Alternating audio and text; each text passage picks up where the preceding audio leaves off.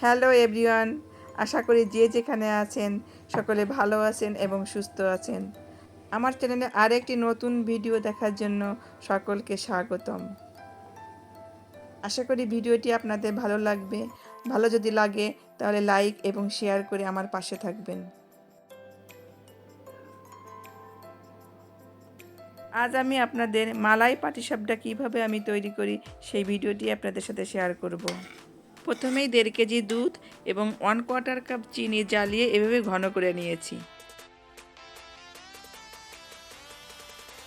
এরপর একটি বোলে 2 কাপ চালের গুঁড়ো এবং 1 কাপ ময়দা, তার সাথে 1 কাপ চিনি দিয়ে দিলাম। এবার সব উপকরণগুলি ভালো করে মিশিয়ে নিলাম। 600 মিলিলিটারের মতো হালকা গরম দুধ নিয়ে নেব। দুধ আমি একবারেই দিব না, অল্প অল্প করে দিয়ে একটি মসৃণ ব্যাটার তৈরি করে নেব। যেহেতু বাজার থেকে কেনা চালের গুঁড়া দিয়ে পিঠা তৈরি করব, এজন্য একটু সময় নিয়ে ব্যাটারটা তৈরি করতে হবে। মিডিয়াম ঘনত্বের ব্যাটার তৈরি করতে হবে। ব্যাটারের ঘনত্বটা ঠিক এমনই হবে। পুরো দুধ এখানে লাগে নাই, 50 মিলিলিটারের মতো দুধ বাকি থেকে গেছে। 1 ঘন্টার জন্য রেস্টে রেখে দেবো। এই সময়ে পিঠার ভিতর যে পুরটা দেবো সেই পুরটা তৈরি করব। চুলায় একটি কড়াই বসিয়ে দিয়ে দিলাম 1.5 কেজি দুধ। এখন এই দুধ হাই হিটে জাল করে নেব।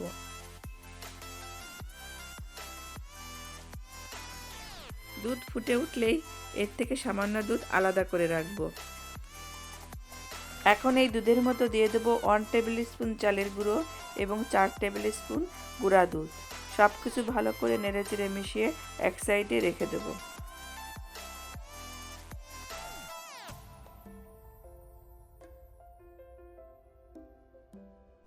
দুধের ভিতর যোগ করলাম 4 টেবিল স্পুন চিনি।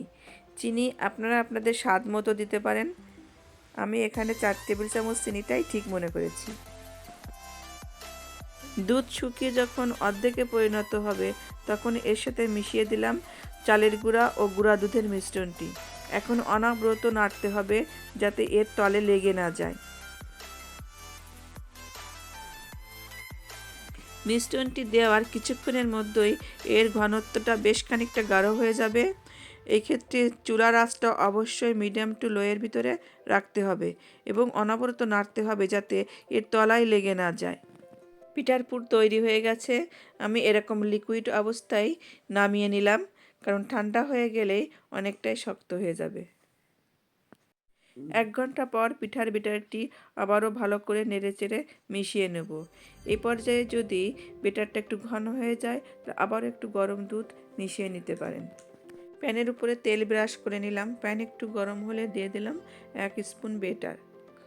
স্প্রেড করে নেওয়ার পর যখন এর কালার চেঞ্জ হবে তখন এর মধ্যে দিয়ে দিলাম পুর দিয়ে এভাবে রোল করে নিলাম।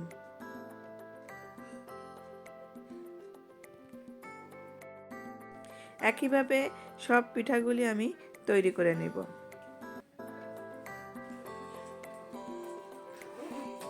আমি এখানে পিঠাগুলো একটু ছোট করে তৈরি করব, তাই অল্প পরিমাণ ব্যাটার দিয়েছি। যদি আপনারা বড় সাইজের তৈরি করতে চান তাহলে ব্যাটারের পরিমাণও সেখানে বাড়িয়ে দেবেন। এভাবে পিঠা তৈরি করেও এই পিঠাগুলি খেতে খুব মজা হয়। আপনারা বাড়িতে অবশ্যই এভাবে পিঠা তৈরি করবেন, দেখবেন নরম তুলতুলে এবং এর স্বাদ অসাধারণ।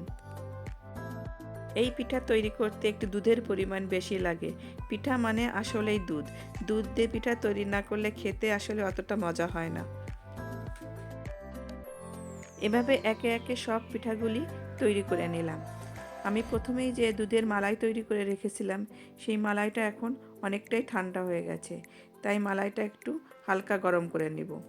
তারপর একটি পাত্রে পিঠাগুলি সাজিয়ে সেই গরম করা মালাই এই পিঠার উপর ঢেলে দেব। আশা করি ভিডিওটি আপনাদের ভালো লেগেছে। আপনাদের কাছে অনুরোধ রইল বাড়িতে একবার হলেও এই পিঠাটি তৈরি করবেন।